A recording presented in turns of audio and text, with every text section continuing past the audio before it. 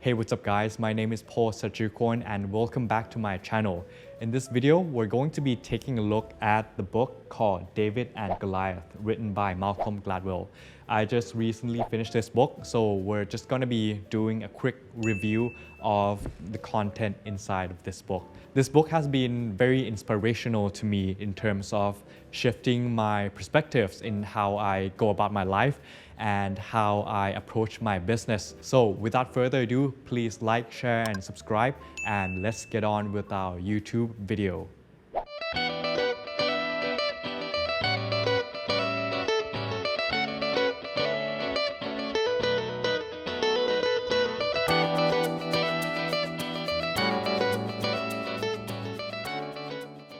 The first key takeaway of this book is how you should reframe your perceptions. Gladwell challenges the traditional notion that advantage always leads to success and disadvantage always leads to failure. If you've heard of the David and the Goliath story before, the Goliath is like a very scary, big, gigantic monster, and there's this small, tiny David. Now, most of us would think that David has no chance of overcoming Goliath. But in reality, David's small size and unconventional fighting style can ultimately lead to victory over the seemingly invincible Goliath. The next key takeaway of this book is the inverted U-curve. If we pictured a U-curve where the y-axis is the benefits and the x-axis is the amount of something, most of us would perceive that the more we have something, it could be strength, money, or status, it would translate to more benefit. But in reality, the more excess we have something, it could lead to more disadvantages, which is illustrated by the inverted U-curve. For example, in this book, Malcolm used the example of a classroom size. Most of us would think that the smaller the class size is, the better the performance that the students would have. But actually it has the opposite effect. A classroom containing a small amount of students is actually beneficial in terms of the students' performance up to a certain point.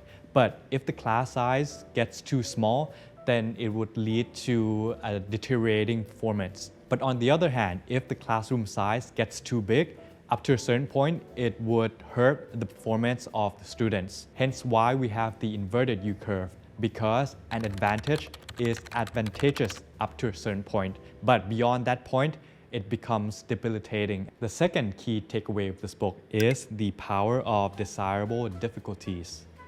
Gladwell argues that adversity can often lead to unexpected benefits and growth. He used the example of successful CEOs and managers who are dyslexic, for example, Richard Branson. Individuals who struggle with reading often develop compensatory skills such as improved auditory processing or spatial reasoning, leading to exceptional achievements in fields like entrepreneurship and art. The fourth key takeaway is the courage to pursue something. Gladwell explores the idea that those who challenge the status quo can achieve remarkable success. In the book, he used the example of Martin Luther King. Martin Luther King was an activist towards racial equality. Malcolm recounted the story of civil rights activists who risked their lives to challenge racial segregation laws, ultimately leading to significant social and political change in the United States. And last but not least, the last key takeaway of this book is the importance of effort and persistence. Gladwell emphasizes that talent is not enough to achieve success, but you also actually need to put in effort. In the book, he illustrates the example of a successful lawyer who struggled with dyslexia, but he compensated with relentless effort and dedication to his work. So even though this doctor was diagnosed with dyslexia, he actually had to study more in order to become a lawyer and become successful in his field. So that disadvantage turned into his advantage, and that led to his success in his career. And that's about it, guys. This book was about the underdogs, the misfits, and how you can actually turn your disadvantages into advantages. So please like, share, and subscribe to this video if you haven't done so. And I'll see you guys in the next video.